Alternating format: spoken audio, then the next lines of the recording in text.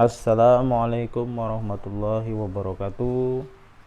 Apa kabar anak-anak yang soleh dan soleha, senantiasa diberi kesehatan oleh Allah Subhanahu wa taala dan senantiasa dibukakan pintu hati dan pikiran kita agar bisa menerima setiap pelajaran yang diberikan oleh Bapak Ibu guru. Walaupun pembelajaran ini kita lakukan dari rumah ya, anak-anak yang soleh dan soleha. Baik, masih bersama saya Bapak Andi Darmadi, guru Bahasa Indonesia SMA Islam An-Nizam Medan. Pada pertemuan kali ini kita akan membahas tentang jenis dan perubahan makna kata, yang materi ini ada dalam kurikulum darurat di masa pandemi COVID-19 ini yang dikeluarkan oleh Kementerian Pendidikan dan Kebudayaan, tepatnya pada KD 3.4, yaitu kompetensi dasar membedakan jenis-jenis makna, makna denotatif, konotatif, atau makna gramatikal dan leksikal, atau makna kias, non referensial, atau makna umum dan khusus, perubahan dan pergeseran makna kata. Itu aspek pengetahuannya, sementara aspek keterampilannya menggunakan beberapa dari jenis-jenis makna, baik makna konotatif, denotatif, atau makna gramatikal dan leksikal, atau makna kias dan non referensial, atau makna umum dan khusus, perubahan dan pergeseran makna kata dalam kalimat baik secara lisan maupun tertulis. Nah, inilah kompetensi dasar standar yang dasar yang harus Ananda kuasai, dan kompetensi dasar ini hanya ada pada masa pandemi ini di pelajaran bahasa Indonesia pada saat era COVID-19 ini. Baik, Ananda yang soleh dan soleha, jenis-jenis makna, kita mulai saja dari jenis-jenis makna. Nah, jenis-jenis makna itu ada makna leksikal dan makna gramatikal. Apa itu makna leksikal? Disebut juga dengan makna kamus, ya. Artinya apa? Makna kamus ataupun makna makna kata yang belum mengalami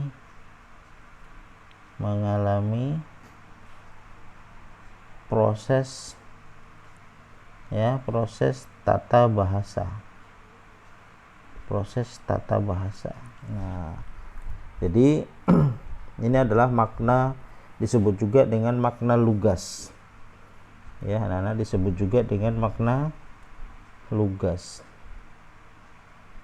Ya, makna yang masih polos. Ya. Jadi kalau kita membaca kamus itu biasanya yang kita ambil adalah makna leksikalnya, gitu, untuk lebih gampang memahaminya. Misalnya kalau kita mencari kata dimakan dalam kamus.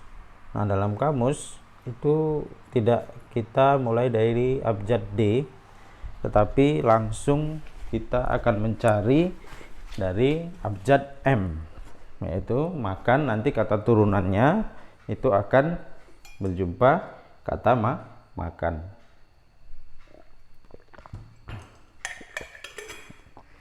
Kata dimakan, ya, dari abjad M itu akan ketemu kata dimakan. Itu yang disebut dengan makna leksikal, atau disebut juga makna kamus. Nah, pasangannya ataupun lawannya itu disebut dengan makna gramatikal, atau makna kata yang sudah mengalami gramatikalisasi bahasa. Apa itu gramatikalisasi bahasa? Yaitu adanya proses tata bahasa, ya, ataupun grammarnya kalau dalam bahasa Inggris. Jadi kalau dalam bahasa Indonesia itu gramatikalisasi bahasa atau tata bahasa. Nah, kalau kita contohkan di sini misalnya tadi ya makna leksikalnya itu makan, ya kita contohkan tadi makan, maka proses tata bahasa itu bisa menjadi imbuhan, yaitu memakan misalnya.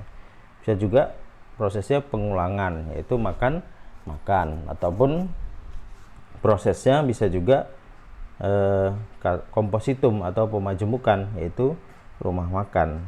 Jadi sebenarnya gramatikalisasi bahasa, proses tata bahasa dalam bahasa Indonesia itu dibagi ke dalam 3 hal ya. Yang pertama itu prosesnya namanya afiksasi. Yang kedua itu namanya reduplikasi. Yang ketiga itu namanya kompositum atau disebut juga dengan komposisi. Inilah proses gramatikalisasi bahasa dalam bahasa Indonesia atau tata bahasa yang membentuk kosakata dalam bahasa Indonesia. Nah, satu kata dalam bahasa Indonesia itu nanti akan diproses dalam 3 hal ini gitu, melalui 3 hal ini. Misalnya kita contohkan satu kata ya, kata leksikal.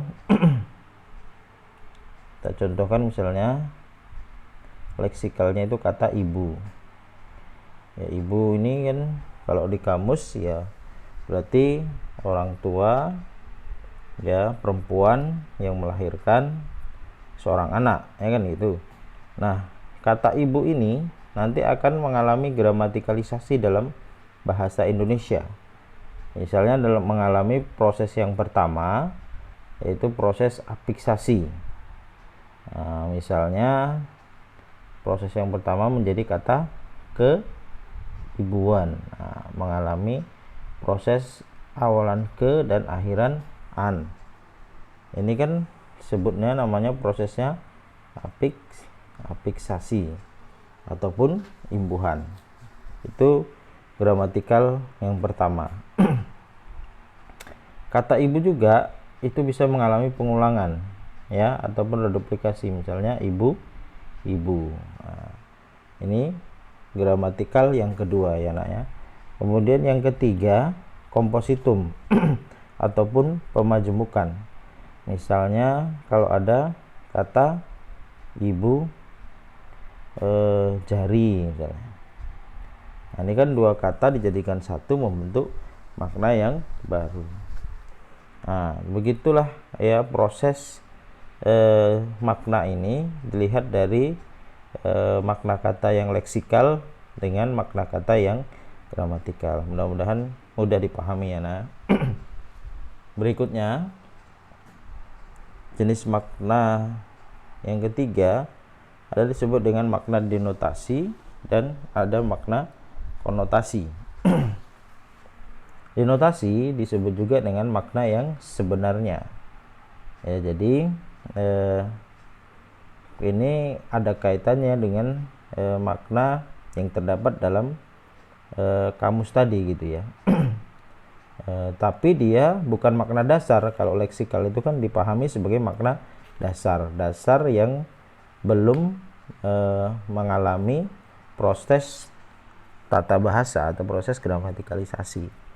Di sini dilihat dari makna satu kata itu nanti berbeda ketika dia sudah menjadi konotasi. Jadi akan kita bedakan mana denotasi, mana konotasi. Makanya dia pasangannya denotasi itu ya konotasi. Kenapa? Karena konotasi itu disebut juga makna tidak sebenarnya ya, makna tidak sebenarnya, atau disebut juga dengan makna kiasan, atau disebut juga dengan makna idiom. Nah, contohnya seperti apa itu? Baik, misalnya kalau di sini kita contohkan denotasi makna yang sebenarnya itu, contohnya kata hitam. Nah, hitam di sini masih makna yang sebenarnya, yaitu berupa salah satu warna yang hitam, ya, salah satu warna dalam pewarnaan yang ada dalam bahasa Indonesia. Nah, kalau kita rubah menjadi kata hitam ini, kita rubah menjadi konotasi, maka makna hitam berubah menjadi misalnya sesuatu yang berkaitan dengan kejahatan. Misalnya contoh kalimatnya, kalau kita tarik konotasinya, contohnya dia terjerumus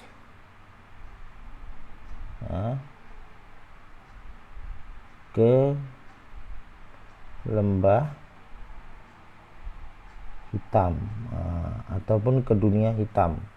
Nah, hitam di sini sudah mengalami yang namanya konotasi ataupun kiasan, bukan lagi maknanya salah satu warna tadi, tetapi sudah bermakna dia ini melakukan sebuah kejahatan ataupun tersesat gitu ya. Ataupun hitam menjadi kambing hitam, ya, contohnya kalau bingung. Kalau kambing hitam didenotasi, ya, kambing hitam ini masih makna yang sebenarnya. Tapi kalau dia dikonotasi, ya, kambing hitam di sini, ya, ini adalah orang yang menjadi, ya, biang masalah. Nah, jadi beda kambing hitam didenotasi, beda dikonotasi. Dia menjadi kambing hitam dalam peristiwa itu. Nah, itu konotasi. Tapi kalau misalnya Pak Haji membeli kambing hitam, itu masih makna denotasi, masih makna yang sebenarnya. Baik, itu jenis makna, ya. Bisa dibedakan ya, Naya. Ada 4 tadi, ada makna leksikal, ada makna gramatikal, ada makna denotasi, dan ada makna konotasi. Itu jenis makna. Nah, berikutnya kita bergerak ke macam-macam makna atau perubahan makna ataupun pergeseran makna. Baik, anak-anak yang soleh dan soleha,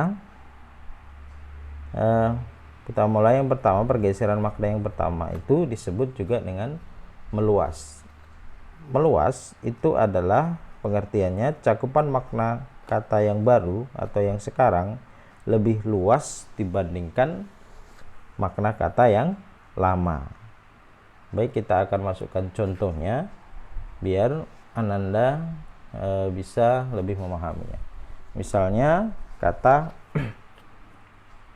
pelayaran. Pada kalimat pelayaran ke negara Prancis itu dipimpin oleh Kapten Sugiono.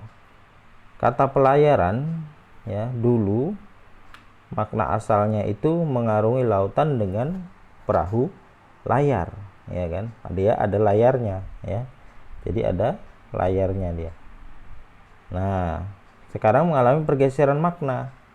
Kini kata pelayaran bermakna mengarungi lautan dengan kapal bermesin, ya, meskipun tidak ada layarnya.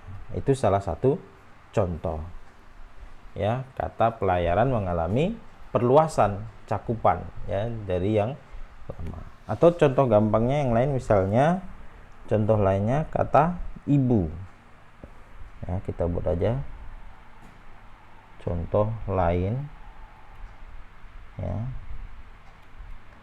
Misalnya ibu. Ibu memiliki makna asal orang tua kandung yang wanita, ya, tadi, ya, yang melahirkan, ya, dan seterusnya, memiliki sifat-sifat keibuan. Nah, itu adalah ibu. Itu belum meluas, ya, itu masih makna asalnya. Nah, ketika dia terjadi perluasan, kata ibu ini dapat menyebut wanita yang berkedudukan lebih tinggi daripada kita atau menjadi unsur sapaan. Nah, siapa yang ibu cari misalnya gitu ya. Apakah ibu guru sudah masuk hari ini? Nah, kata ibu di sini mengalami perluasan. Ya, bukan lagi makna yang asalnya itu adalah orang tua kandung dari seorang anak. Baik, contoh yang lainnya misalnya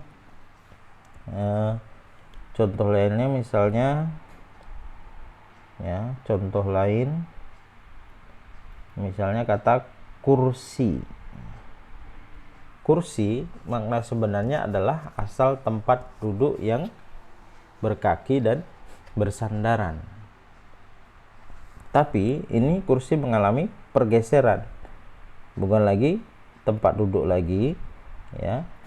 Bukan tempat duduk, tetapi kursi di sini sudah bermakna jabatan ataupun kedudukan.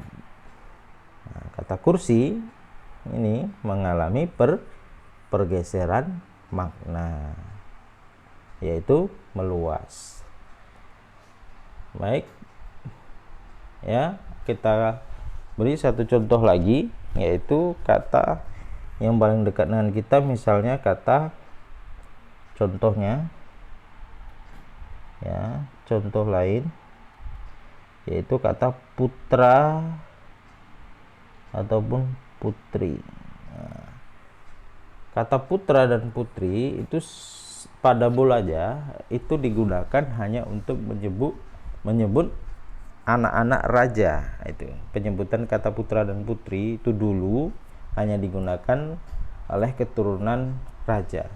Tapi sekarang kata putra dan putri itu merujuk, bisa disampaikan, digunakan oleh semua kalangan yang menyebutkan anak laki-laki untuk putra dan anak perempuan untuk putri, tidak harus keturunan raja. Itu mengalami perluasan makna.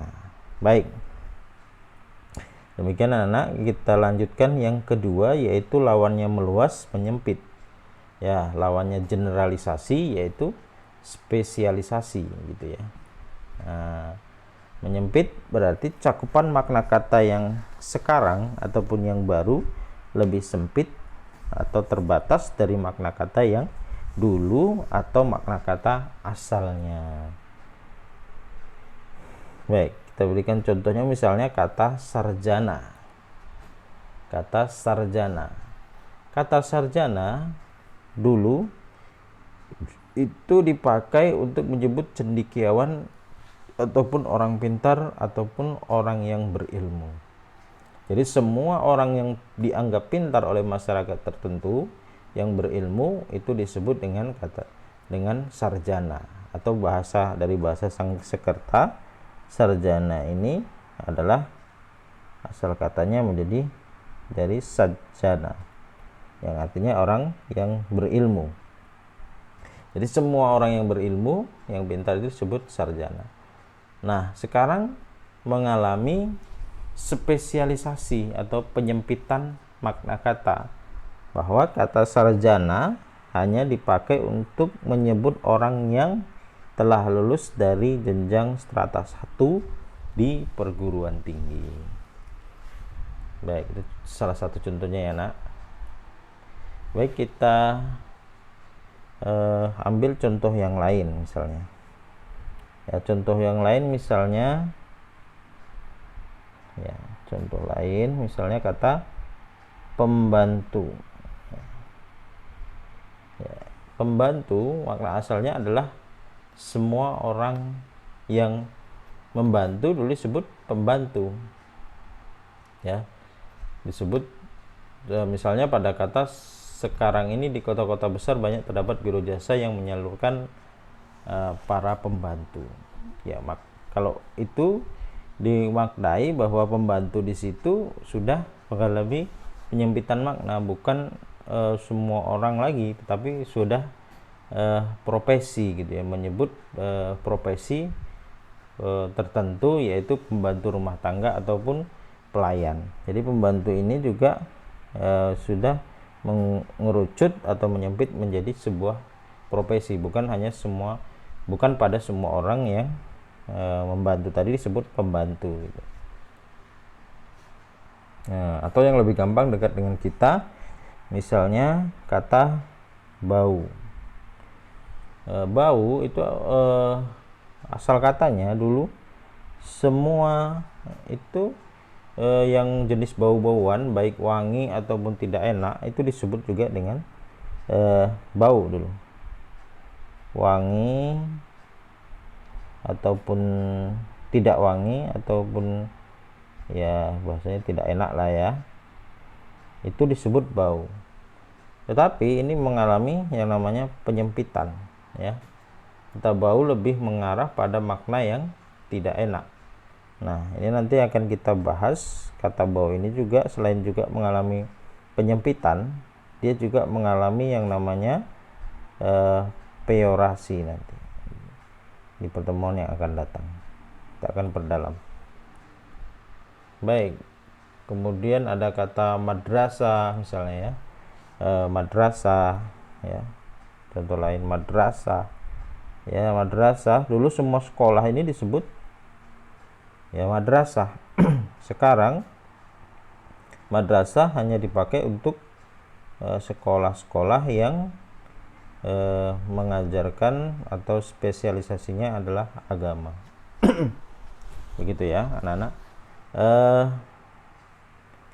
Bapak rasa bahwa pelajaran kita sampai di sini saja, yaitu mengenai makna kata. Ya, tadi kita pelajari jenis kata, ada kata makna kata, jenis kata leksikal, gramatikal, ya, denotasi, konotasi, kemudian perluasan ataupun pergeseran makna, ataupun perubahan makna sudah kita bahas tadi tentang makna kata meluas ya, pergeseran makna meluas atau generalisasi, dan pergeseran makna menyempit atau spesialisasi. Mudah-mudahan anak-anak bisa memahami dan menerima pelajaran ini dengan baik sehingga bisa menjawab post-test yang diberikan nanti. Demikian pertemuan kita pada kali ini anak-anak. Tetap semangat dan selalu jaga kesehatan. SMA Islam Anijam, unggul cerdas Islami. Kita lanjutkan di pertemuan yang akan datang, masih pembahasan lanjutan dari ini. Semoga anak-anak tetap diberi kelancaran dalam melaksanakan pembelajaran daring ini.